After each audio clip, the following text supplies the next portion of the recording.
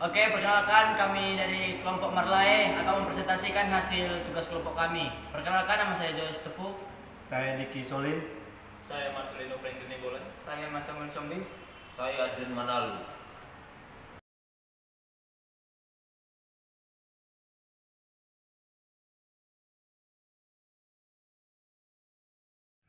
Latar belakang, kentang merupakan tanaman tahunan yang penting dengan potensi ekspor ke negara lain dan banyak digunakan oleh masyarakat dunia sebagai sumber karbohidrat atau makanan pokok setelah gandum, jagung, dan beras.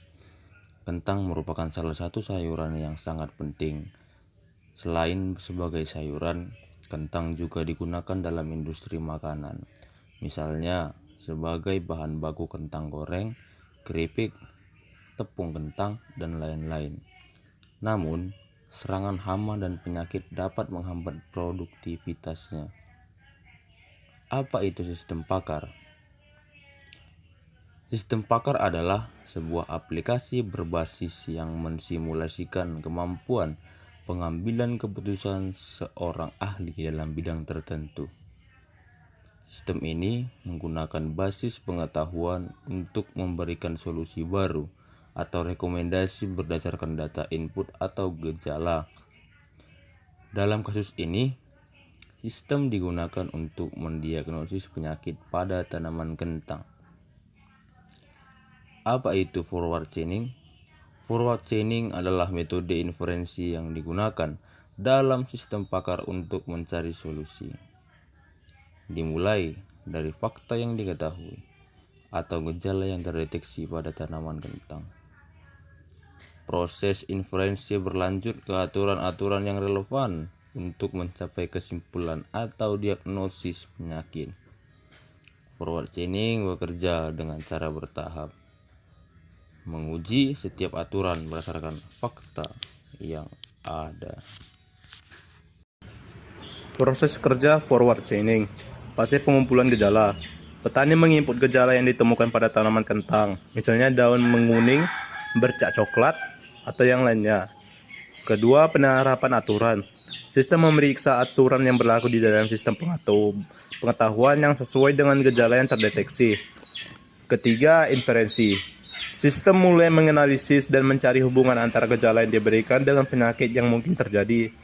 Keempat, penarikan kesimpulan.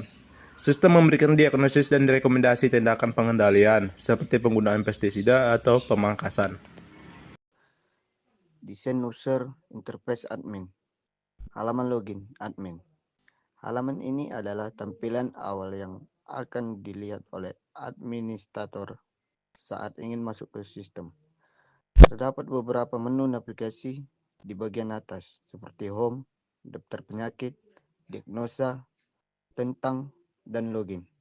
Bagian utama halaman adalah formulir login yang meminta administrator untuk memasukkan username dan password. Halaman utama. Setelah login, administrator akan diarahkan ke halaman utama. Halaman ini menampilkan logo dan menu navigasi yang mencakup beranda, penyakit, gejala, role, ganti password, dan logout. Judul halaman utama adalah penyakit pada tanaman kentang, yang menunjukkan bahwa sistem ini mungkin digunakan untuk mengelola atau mendiagnosa penyakit yang menyerang tanaman kentang. Halaman penyakit. Halaman data penyakit. Halaman ini menampilkan data penyakit yang tersimpan dalam sistem. Terdapat informasi seperti ID penyakit, misalnya P1, dan nama penyakit, misalnya penyakit 1. Ada opsi untuk menambahkan atau mengedit data penyakit. Halaman ini juga menampilkan menu navigasi seperti beranda, penyakit, gejala, role, ganti password, dan logout. Halaman tambah penyakit. Halaman ini digunakan untuk menambahkan data penyakit baru ke dalam sistem. Terdapat formulir untuk memasukkan ID penyakit dan nama penyakit.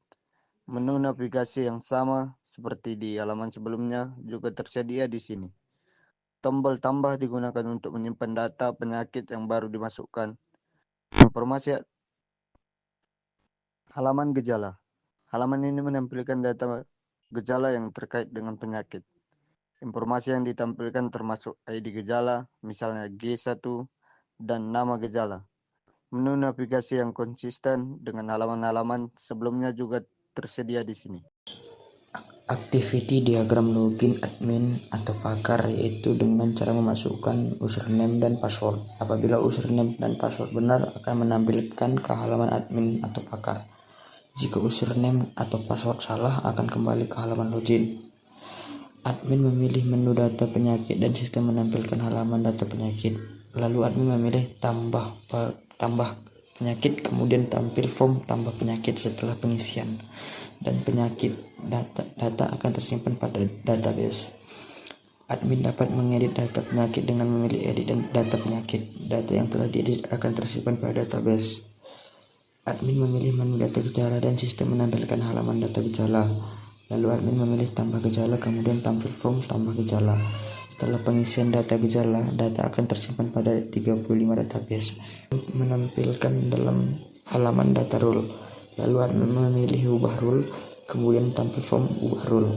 Setelah isi data rule akan tersimpan pada database. Desain user interface.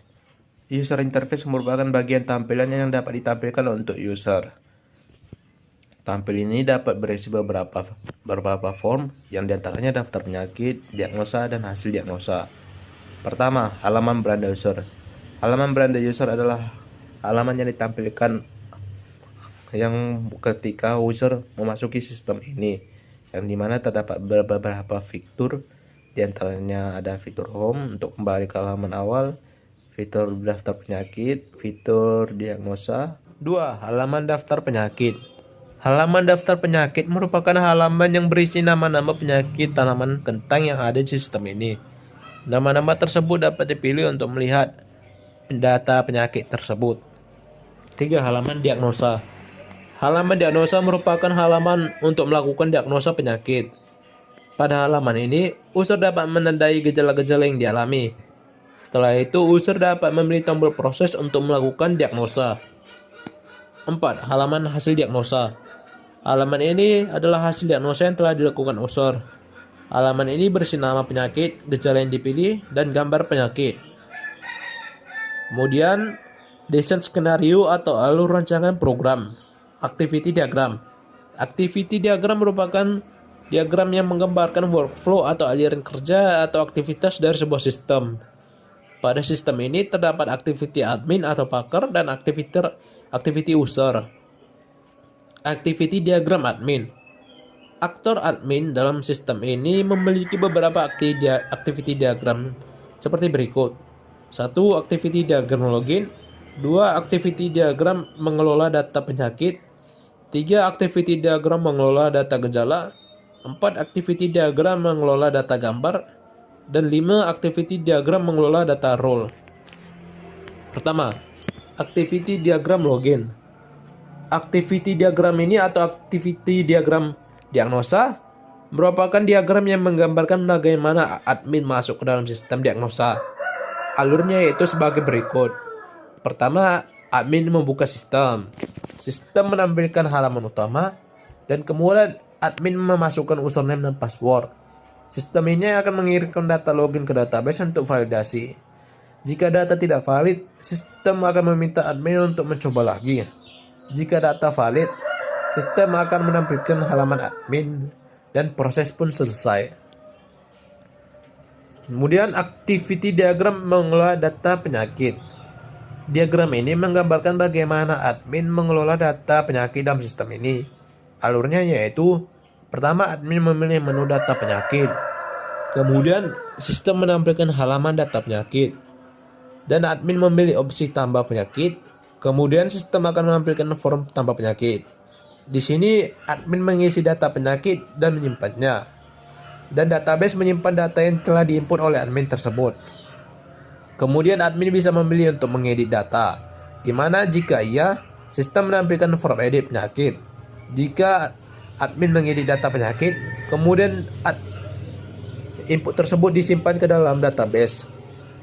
Kemudian admin juga dapat memilih untuk menghapus data, di mana jika iya, sistem akan menampilkan halaman daftar penyakit. lalu menghapus data penyakit dari database. Jika selesai, proses selesai dan setelah data dapat disimpan atau dihapus.